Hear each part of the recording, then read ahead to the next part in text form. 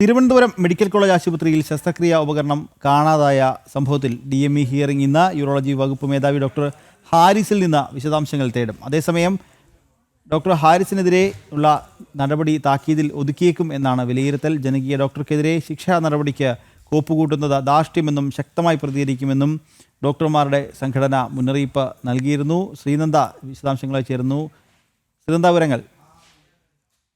നിഖിൽ, വകുപ്പുതല അന്വേഷണത്തിന്റെ ഭാഗമായാണ് DME ഇന്ന് ഡോക്ടർ കെ വിശ്വനാഥ് ഇന്ന് ഹിയറിംഗ് നടത്തുക.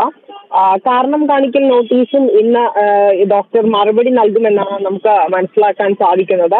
ഹാരിസിനെതിരെ പ്രതികാര നടപടികൾ സ്വീകരിക്കാനുള്ള നീക്കത്തെ ശക്തമായി ചെറുക്കുമെന്ന് IMA മുന്നറിയിപ്പ് നൽകിയിട്ടുണ്ട്.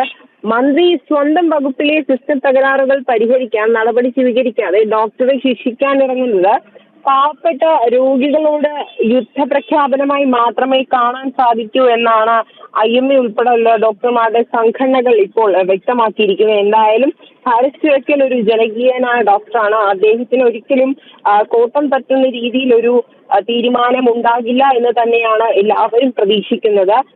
എന്തായാലും വരും മണിക്കൂറിൽ തന്നെ നമുക്ക് കൂടുതൽ വിവരങ്ങളെല്ലാം തന്നെ അറിയാൻ സാധിക്കുമെന്നാണ് ഇപ്പോൾ പറയാൻ കഴിയുന്നത്. നിഖിൽ, ശരി ശ്രീനന്ദ.